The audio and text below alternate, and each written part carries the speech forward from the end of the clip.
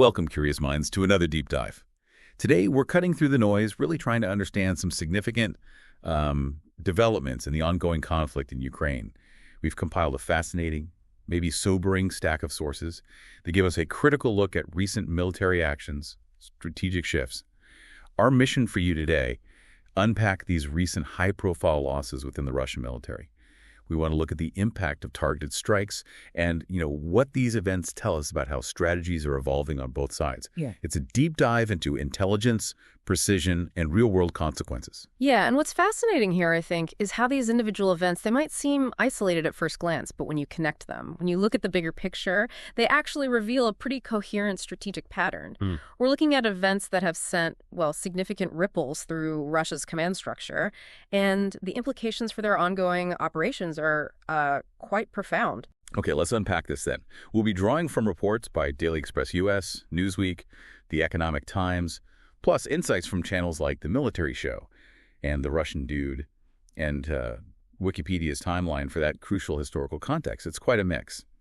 So first up, our sources point to a truly devastating blow for what was, on paper at least, considered an elite Russian unit. The entire command of Russia's 155th Guards Naval Infantry Brigade reportedly wiped out. When we hear elite unit, what does it really mean for them to suffer losses like this? That's a critical question. We hear elite, we picture this top-tier, fully operational force, right?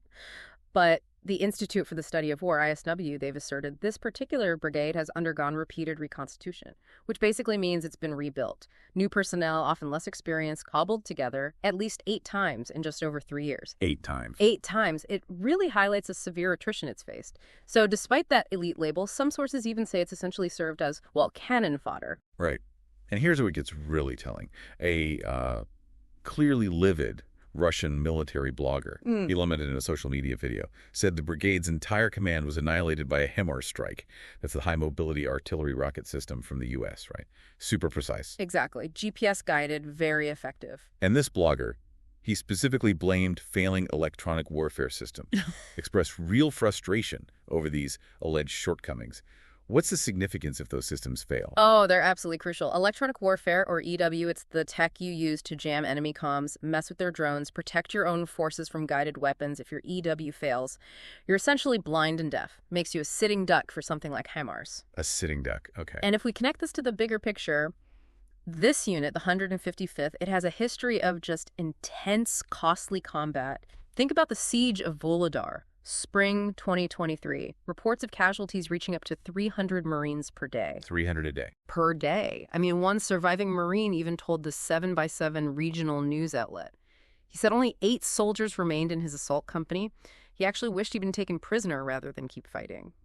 These details, they paint a vivid, just harrowing picture of the human cost. And that includes other brutal fights, too, places like Pavlivka, Avdiivka. It's not just numbers, it's people pushed beyond the limit. And the precision of this Koronevo strike is striking, too. Sources indicate the attack that wiped out the 155th Command also reportedly killed Sergei Ilyin, a commander, along with the Chief of Staff, Leonid Bashkardin, and Colonel Neriman Shkelyev.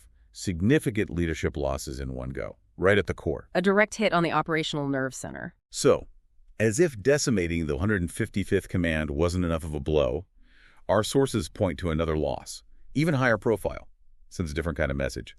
Major General Mikhail Gudkov, Deputy Commander-in-Chief of the Russian Navy, confirmed dead July 3rd. This was after a Ukrainian missile strike near Koronovo, July 2nd. About 30 kilometers from the border, this feels like one of the most significant Russian casualties since the full-scale invasion started. A really high-ranking officer. It really is. And Gudkov's death is particularly notable because, President Putin had only promoted him to this high rank on March 28th, very recently. It's a few months before. Exactly. Before that, he commanded the very same 155th Naval Infantry Brigade we were just discussing. He was even awarded Hero of Russia, got a personalized weapon from Putin for his exploits. So this isn't just losing a commander. It's a hit on someone Putin personally endorsed, fast-tracked. Losses like that, they can erode trust, in the inner circle, might force Putin to rely on a shallower talent pool, maybe even less loyal figures down the line. One source even noted his organizational abilities might have just amounted to a willingness to send men to their deaths. A grim assessment. And he had quite a track record before that promotion, didn't he? Involved in the initial push for Kyiv. Yeah. Then those fierce battles like Padlivka, Vuhledar, Avdiivka, the ones that caused massive losses for the 155th. He was even praised specifically for skills in what Russia called the liberation of the Kursk region during a counterattack. So extensive operational experience. Indeed. And his death, confirmed by the Defense Ministry, Governor Kazymyako, phrases like eternal memory to the hero. It underscores the severity, but here's the critical point. He's the 11th confirmed Russian general to die since February 2022. The 11th. Yeah. It continues this, well, frankly, concerning pattern for Russia. Their generals often seem to operate too close to the front lines. Maybe it's for morale, maybe for direct command, but it consistently results in these high-ranking casualties. It's a heavy price to pay for that proximity. So putting it together, these aren't just isolated incidents, are they? Sources describe this pattern almost like a decapitation strategy from Ukraine, targeting high-ranking military administrative figures near the front and now deep inside Russia, too.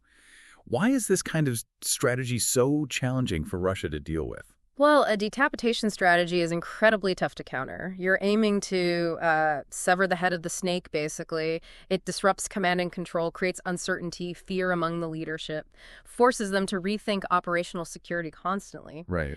And what's fascinating, potentially, is the alleged planning behind Gudkov's death. The MiG-41 telegram channel, for example, speculated Ukraine might have had a mole inside his unit, or maybe meticulously monitored calls from Marines back home to Vladivostok.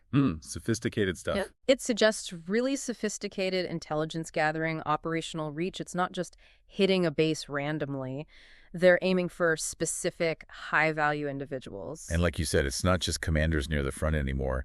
Ukraine's striking deep inside Russia. We're talking about that drone strike on the Kupol plant in Izhevsk. That place builds Tor and Osa air defense systems, Harpy drones, critical stuff. And Izhevsk. And Izhevsk, just to remind everyone, that's 1,300 kilometers, over 800 miles from Ukrainian-controlled territory. An incredible distance. Ukraine's SBU, their security service, called it a surgical precision attack. And that Kupol strike is significant, definitely. Hitting air defense production directly impacts Russia's ability to protect its own forces, its own cities.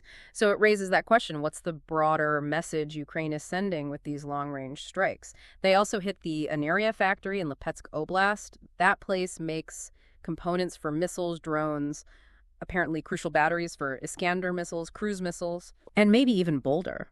A scientific research institute of applied chemistry near Moscow got hit.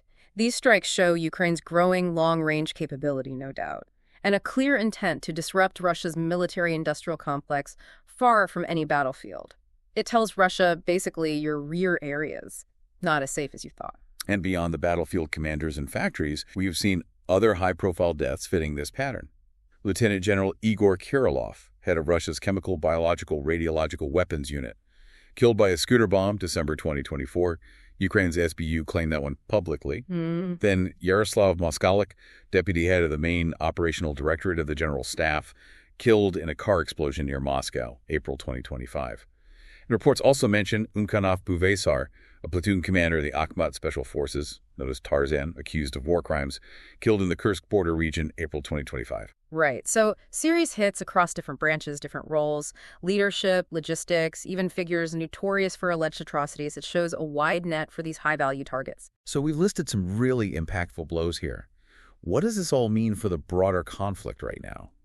These losses are happening just as Russia is reportedly making a big push into the Sumy region, amassing, what, 50,000 troops? Trying to create a buffer zone? Yeah, and connecting those dots. Gudkov would likely have been key to that Sumy offensive, responsible for Marine units there, organizing logistics, deployment. So his death directly impacts that offensive. It very likely weakens Russia's organizational capacity for that campaign. Could allow Ukraine to defend more effectively. In fact, Ukraine's commander-in-chief, Oleksandr Syrsky, had already claimed Russia's offensive wave was faltering even before Gudkov died. Interesting timing. Definitely.